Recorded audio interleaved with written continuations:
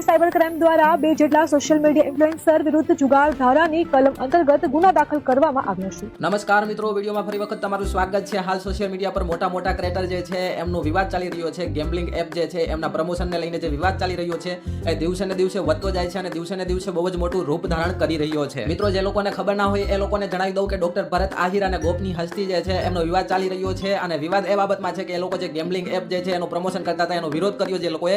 એના વિરોધમાં ડોક્ટર ભરત આહિર અને એસકે વિડીયો બનાવ્યો હતો જેમાં એસકે એમ બોલી નાખ્યું કે જે નાના ક્રિએટર હોય ને 10-15,000 અને 20,000 વ્યૂઝ આવતા હોય એ કન્ટેન્ટ ક્રિએટર ના કહેવાય। 1 લાખથી વધારે વ્યૂઝ આવતા હોય અને 1 લાખથી વધારે ફોલોવર્સ હોય એને કન્ટેન્ટ ક્રિએટર કહેવાય। એના લીધે જે છે એ વાતના લીધે એણે ખૂબ જ મોટું રૂપ ધારણ કરી લીધું છે અને હવે આ બબાલ જે છે એ રોકાવાનું નામ જ નથી લેતું, કારણ કે આ બબાલના લીધે બીજા જે સોશિયલ મીડિયા ક્રિએટર છે એ પણ વચ્ચે સલવાઈ રહ્યા છે। અને હા મિત્રો, બીજા એક બહુ જ મોટા ન્યૂઝ એ છે કે આ જે બબાલ છે એના લીધે ઘણા લોકોએ ભરત આહિર અને એસકે ની આઈડી જે છે એને બ્લોક એન્ડ રિપોર્ટ કરવાની કીધી હતી। તો વધારે પડતા રિપોર્ટ આવવાના લીધે જે છે ગોપની હસ્તી એટલે કે એસકે જે છે એમનું અકાઉન્ટ ઇન્સ્ટાગ્રામે બેન કરી દીધું છે। એ ટેમ્પરરી છે કે પરમનન્ટ એ ખબર નથી, પણ હાલ તેમનું ઇન્સ્ટાગ્રામ અકાઉન્ટ જે છે એ ઇન્સ્ટાગ્રામમાં બતાવી રહ્યા નથી। અને મિત્રો, બીજી એક મોટી ન્યૂઝ તમે આગળ સાંભળ્યું છે કે 2 સોશિયલ મીડિયા ઇન્ફ્લુએન્સર જે છે એમની ધરપકડ કરવામાં આવી છે। તો તમને એ સાંભળીને એવું થયું હશે કે ભરત આહિર અને એસકે ની ધરપકડ કરી છે। એ પણ હું તમને ચોખવટ કરી દઈશ આગળ કે કોની ધરપકડ કરી છે। એ પહેલા હું તમને એ જણાવી દઉં કે ભરત આહિર જે છે એમણે એના ઇન્સ્ટાગ્રામ અકાઉન્ટના બાયોમાંથી રાજા ગેમની જે લિંક હતી એ રિમૂવ કરી નાખી છે। મતલબ એક ટાઈપનું તમે એમ કહી શકો છો કે જે લોકો વિરોધ કરી રહ્યા છે એ લોકો જીતી ગયા છે